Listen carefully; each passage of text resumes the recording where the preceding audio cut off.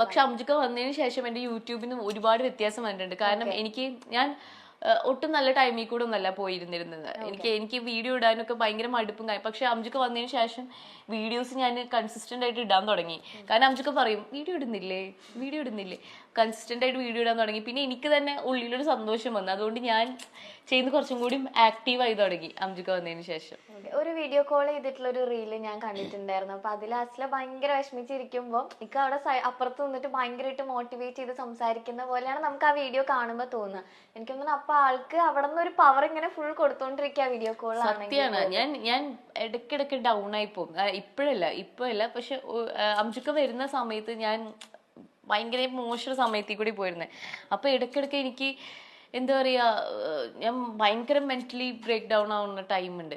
ആ സമയത്ത് അംജുക്കാക്ക് ഹാൻഡിൽ ചെയ്യുന്ന പോലെ വേറെ ഒരാൾക്കും ഹാൻഡിൽ ചെയ്യാൻ പറ്റും തോന്നുന്നില്ല. അവൻ എന്റെ കൂടെ ഇരുന്ന് എന്തൊക്കെ വന്നാലും എന്നെ ഇതുവരെ കണ്ടിട്ടില്ല, ഒന്നും നേരി കണ്ടിട്ടില്ല. വേണമെങ്കിൽ അംജുക്കാക്ക് അയ്യോ ഇതെന്താ ഇങ്ങനെ, ഞാൻ കാരണം പാസ്റ്റിൽ നിന്ന് ഇതുവരെ റിക്കവർ ആവാത്തൊരു വലിയ പ്രശ്നം എനിക്കുണ്ടായിരുന്നു. അപ്പോൾ അംജുക്ക അത്ര ഒരു സപ്പോർട്ട് തന്നെ. അല്ലെങ്കിൽ വേറെ വല്ല ആൺകുട്ടികളോ ഇത് വലിയ ആ ഒരു സാധനം വെച്ചിട്ട് പോകും. പക്ഷെ അംജുക്ക അങ്ങനെ കൂടെ ഇരുന്നെല്ലാം കേട്ട് എനിക്ക് അതിൽ നിന്ന് തിരിച്ചു വരാൻ വലിയ സമയമൊന്നും വേണ്ടി വന്നില്ല. പിന്നെ ഞാൻ പാസ്റ്റിക്കുന്നല്ല ഒരു കാര്യം ആലോചിച്ചിട്ട് ഞാൻ ഇതുവരെ എനിക്ക് വിഷമം. ഇപ്പം എനിക്ക് കുറെ നെഗറ്റീവ് കമന്റ്സ് ഉണ്ടെങ്കിൽ ഞാൻ ഒന്നും മൈൻഡ് ചെയ്യേണ്ട പോലും ഇല്ല. കാരണം എനിക്കുണ്ട്, എൻ്റെ കൂടെ അംജുക്കുണ്ട്, എൻ്റെ ഫാമിലി ഉണ്ട്. പിന്നെ എന്താ എനിക്കിപ്പോൾ ഇനി ഒന്നും ഇല്ലാത്തില്ല. പിന്നെ ഞാൻ എന്താ ബോധറയാണ് ആ ഒരു സാധനം. എന്തായിരുന്നു ആള് പറഞ്ഞു തന്നോണ്ടിരുന്നത്, ലൈക്ക് മോട്ടിവേറ്റ് ചെയ്യുമ്പോൾ പറഞ്ഞു തന്നിരുന്ന കാര്യം? മോട്ടിവേറ്റ് എന്ന് പറഞ്ഞാൽ ആ ഒരു സിറ്റുവേഷൻ അനുസരിച്ച് ലൈക്ക് എനിക്ക് അറിയാൻ പറ്റും ഹാൻഡിൽ ചെയ്തിരുന്ന അസ്ലയുടെ ആ ഒരു ടൈം ഒക്കെ. ഹാൻഡിൽ എന്ന് പറഞ്ഞാൽ മാക്സിമം ലിസൺ ചെയ്യാ. അംജുക്ക ഭയങ്കര ലിസണറാണ്. അംജുക്ക കേട്ടിരിക്കും. എന്ന് വെച്ചിട്ട് ഇപ്പൊ ചിലതൊക്കെ അംജുക്ക കേൾക്കുമ്പോൾ ചിലപ്പോൾ വിഷമാവുന്നുണ്ടാവും. പക്ഷെ അംജുക്ക കേട്ടിരിക്കുള്ളൂ. എന്നിട്ട് അംജുക്ക വീഡിയോ കോളിലാണെങ്കിലും നമുക്ക് കേൾക്കുന്ന ആൾക്കാർക്ക് ഇത് ഭയങ്കര ഒരു ക്രിഞ്ചായിട്ട് തോന്നും, ഇതെന്തത് പൈങ്കിലും. പക്ഷെ അങ്ങനെയല്ല.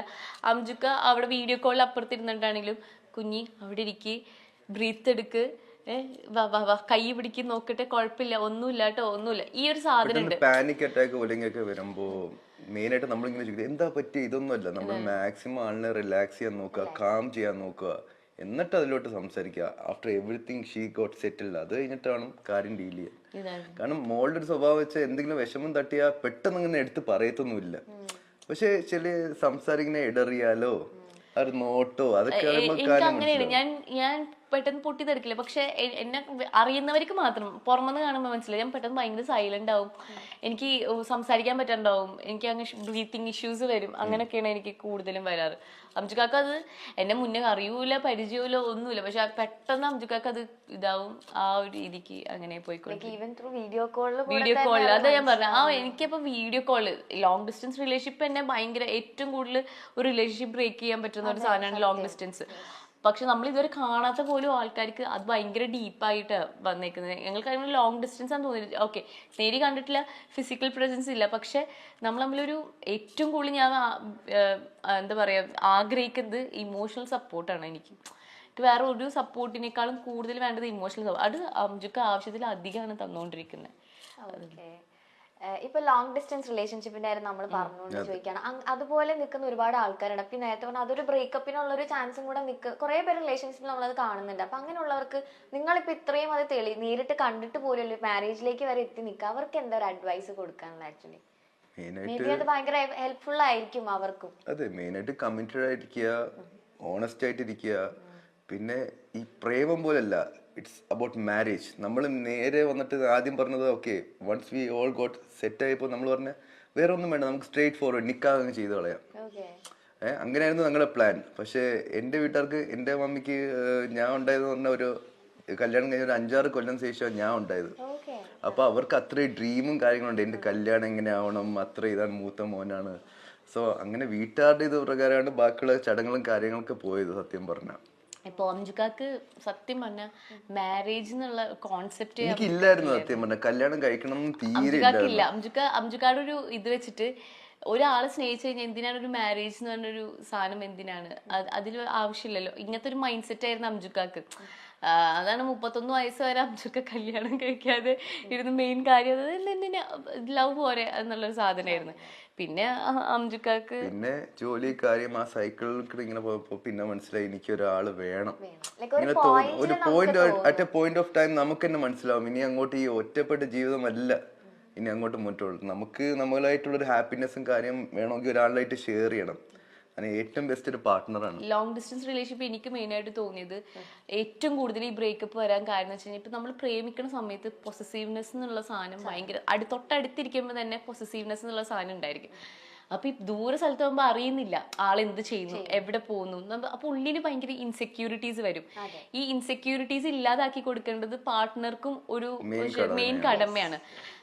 എന്നുവെച്ചാൽ സംശയരോഗം ഉണ്ടെങ്കിൽ നമുക്ക് ഒന്നും ചെയ്യാൻ പറ്റത്തില്ല. പക്ഷെ ഒരു പരിധി വരെ പൊസസീവ്നെസ് നമുക്ക് ഇല്ലാതാക്കാൻ പറ്റും. നമ്മൾ ഒന്നും വിശേഷം കാര്യം അറിയിക്കില്ല. ഞാൻ എവിടെ പോയാലും ബാത്റൂമിൽ പോയാൽ പോലും അറിയിക്കുന്നല്ല. പക്ഷെ എവിടേക്കെങ്കിലും പോകുമ്പോൾ ഞാൻ ഇങ്ങനെ പോയി ഇത് ചെയ്തു ഓപ്പൺ ആയിട്ട് ഇരിക്കാം. കമ്മ്യൂണിക്കേഷൻ എന്നുള്ളത് ഭയങ്കര വലിയ ഫാക്ടറാണ്. പിന്നെന്ന് പറയുന്നത് ഒരു എഫേർട്ട് എടുക്കണം. ഇപ്പൊ ടൈം ഡിഫറൻസ് ഉണ്ടാവും 5.5 മണിക്കൂർ. രണ്ടുപേരും ഒരു എഫേർട്ട് എടുത്തില്ലെങ്കിൽ അവിടെ സംസാരിക്കാൻ ഒരിക്കലും വരും. നമ്മളിവിടെ രാവിലെ ആകുമ്പോൾ അവിടെ രാത്രി. അങ്ങനെയൊക്കെ സമയം ഇങ്ങോട്ട് വിളിക്കട്ടെ എന്ന് പറഞ്ഞു ഇങ്ങോട്ട് വിളിക്കട്ടെ ഇരുന്ന്, അല്ലെങ്കിൽ ഞാൻ ഭയങ്കര ടയേർഡാണ് എനിക്കിപ്പോ ഇതല്ലല്ലോ സമയം എന്നൊക്കെ പറഞ്ഞ ഒരു റിലേഷൻഷിപ്പ് ഒരിക്കലും അത് മുന്നോട്ട് പോകത്തില്ല. നമുക്ക് എപ്പോഴും ആ ഒരാളുടെ കൂടെ അയാൾ ഉണ്ട് എന്നുള്ളൊരു സാധനം വരുത്തി തീർക്കണം. പിന്നെന്ന് പറയുന്നത് അണ്ടർസ്റ്റാൻഡിങ് ആണ്, മനസ്സിലാക്കുക. ഇപ്പൊ അംജുക്ക് ചില സമയത്ത് ഇപ്പൊ നൈറ്റ് ഷിഫ്റ്റ് ഒക്കെ ഉള്ള സമയത്ത് നൈറ്റ് ഷിഫ്റ്റ് കഴിഞ്ഞ് വന്നു കഴിഞ്ഞാൽ അംജുക്ക് രാവിലെ മൊത്തം ഉറക്കായിരിക്കും. കാരണം എഴുന്നേറ്റിരിക്കാൻ പറ്റില്ല. എത്രയെന്ന് വെച്ചിട്ട് ഒരു മനുഷ്യന് ഫുള്ള് ആ പണി കഴിഞ്ഞിട്ട് അപ്പോൾ ഉറങ്ങുമായിരിക്കും. അപ്പൊ നൈറ്റ് ഷിഫ്റ്റ് ഉള്ള സമയത്ത് എനിക്ക് കിട്ടാറേ ഇല്ല അംജുക്കാനെ, കുറവാണ്. പക്ഷെ ഓരോ ഉറക്കത്തിന്റെ ഇടയിൽ പുള്ളി വിളിക്കും, ഉറങ്ങി എഴുന്നേറ്റിട്ട് വിളിക്കും വെക്കും. അതിൽ സംസാരം ഭയങ്കര കുറവായിരിക്കും. അപ്പൊ അതും മനസ്സിലാക്കാം. എല്ലാം അങ്ങോട്ടും ഇങ്ങോട്ടൊക്കെ അഡ്ജസ്റ്റ്മെന്റ് വേണം. എന്തൊക്കെ വന്നാലും എപ്പോഴും അഡ്ജസ്റ്റ്മെന്റ് ഇല്ല, അണ്ടർസ്റ്റാൻഡിങ് പറഞ്ഞ കാര്യമില്ല. നമ്മൾ രണ്ട് വീട്ടിൽ നിന്നും രണ്ട് സാഹചര്യത്തിൽ നിന്ന് വരുന്നവർ. അപ്പൊ അങ്ങോട്ടും ഇങ്ങോട്ടും ഒരു അഡ്ജസ്റ്റ്മെന്റ് വേണം. അത്രേ ഉള്ളൂ. ഓക്കെ. ഇപ്പൊ എനിക്ക് ഇത്രയും കഥകൾ കേട്ടപ്പോൾ എനിക്ക് തോന്നുന്നു സോഷ്യൽ മീഡിയയിലാണെങ്കിൽ ഇപ്പൊ ഈ നെഗറ്റീവ് കമന്റ്സ് വരുന്നത് തന്നെ അംജുക്ക് ഭയങ്കര എക്സ്പ്രസീവ് ആയിട്ട് ഈ സംഭവങ്ങൾ കാണിക്കുന്നു. പക്ഷെ എനിക്ക് തോന്നുന്നു നിങ്ങളുടെ ലൈഫിൽ ആ ഒരു പോയിന്റിൽ 2 പേർക്കും കല്യാണം വേണം, ഒരു പാർട്ട്ണർ വേണം എന്ന് തോന്നിയത് കൊണ്ട് കൂടെയാണ് ആ ഒരു അത്രയും സ്നേഹം എക്സ്പ്രസ് ചെയ്യുന്നതെന്നാണ് ഇത്രയും നേരം സംസാരിച്ചപ്പോ എനിക്ക് തോന്നിയ ഒരു കാര്യം. അംജുക്കാക്ക് ഒരു പേരും വന്നിട്ടുണ്ട്, ഉമ്മച്ചൻ. അതെ അതെ അതെ ഉമ്മച്ചൻ. പക്ഷെ എനിക്കതൊരു എന്താ പറയാ നെഗറ്റീവ്. കാരണം ദാറ്റ് പോയിന്റ് ഓഫ് ടൈം ഞാൻ 4 മാസം ഇതുവരെ കാണാത്ത ഒരാളാണ്. പെട്ടെന്ന് കണ്ടപ്പോ ഇത്ര നാൾ അടുക്കി വെച്ച ആ സ്നേഹം മൊത്തം, പിന്നെ ഞാൻ കാണിച്ച സ്നേഹം പറഞ്ഞ ആ കണ്ടുകൂട്ടി ആ ടൈമിലും പിന്നെ ഞങ്ങളുടെ കല്യാണത്തിലും പെങ്കോളിക്കും that was our happy moment. അത്രമാത്രം ഞാൻ വേറെ ഒന്നുമല്ല നോക്കിയത്, ഞാൻ എന്റെ ഹിലമോളെ മാത്രമാണ് നോക്കിയിട്ടുള്ളത്. നമ്മുടെ കല്യാണത്തിനല്ലാണ്ട് പിന്നെ ആരെ കല്യാണം നമ്മൾ കൂടുതൽ സന്തോഷമാവും, അത് കൂടുതൽ എക്സ്പ്രസ്. ഉമ്മച്ചനായാലെന്താ ഞാൻ എന്റെ സ്വന്തം ഭാര്യനെ ഉമ്മ വെച്ചത്. പിന്നെന്ന് പറയുന്നത് അംജുക്ക എന്നുള്ള ഒരാള് വെറും 4 മാസത്തിനുള്ളിൽ ഈ പെൺകുട്ടിനെ കല്യാണം കഴിക്കുക, അല്ലെങ്കിൽ ഞാനൊരു ഈ ആൺകുട്ടിനെ കല്യാണം കഴിക്കുക എന്ന് പറയുമ്പോൾ നമുക്ക് അത്രയും സ്നേഹം ഡീപ്പായിട്ടാണ്. അല്ലെങ്കിൽ നമുക്ക് കുറെ കാലം ചുമ്മാ പ്രേമിച്ച് നടക്കാം, അത് കഴിഞ്ഞിട്ട് അങ്ങനെയൊന്നല്ല. നമ്മൾ അത്രയും ആഗ്രഹിച്ചിട്ടാണ് ഈ പെട്ടെന്ന് തന്നെ നമ്മൾ കല്യാണം നടത്തുന്നതാണെങ്കിലും കാര്യങ്ങളും. പിന്നെ ഒരിക്കലും എല്ലാവരും ഒരുപോലെ ആയിരിക്കില്ല. അംജു എന്നുള്ള ഒരാള് ഞാനിപ്പോ പറയാം, അംജു എന്നുള്ള ഭയങ്കരമായിട്ട് എക്സ്പ്രസ് ചെയ്യും. അത് അവന്റെ സ്നേഹമായിക്കോട്ടെ, സന്തോഷമായിക്കോട്ടെ, വിഷമമായിക്കോട്ടെ, എന്തോ ആയിക്കോട്ടെ, അംജു എക്സ്പ്രസ് ചെയ്യാനുള്ള പോലെ തന്നെ എക്സ്പ്രസ് ചെയ്യും. ഇനിയിപ്പോ പുറത്തിറങ്ങി കഴിഞ്ഞാലും ശരി, ആരെ മുന്നിലാണെങ്കിലും അംജുവിന് എന്നെ ചേർത്ത് പിടിക്കാൻ അംജുവിന് ഒരു മടിയുമില്ല, ഒന്നുമില്ല. കാരണം അവന്റെ കൊച്ചാന്ന് അവനക്കൊരു ഇതുണ്ട്.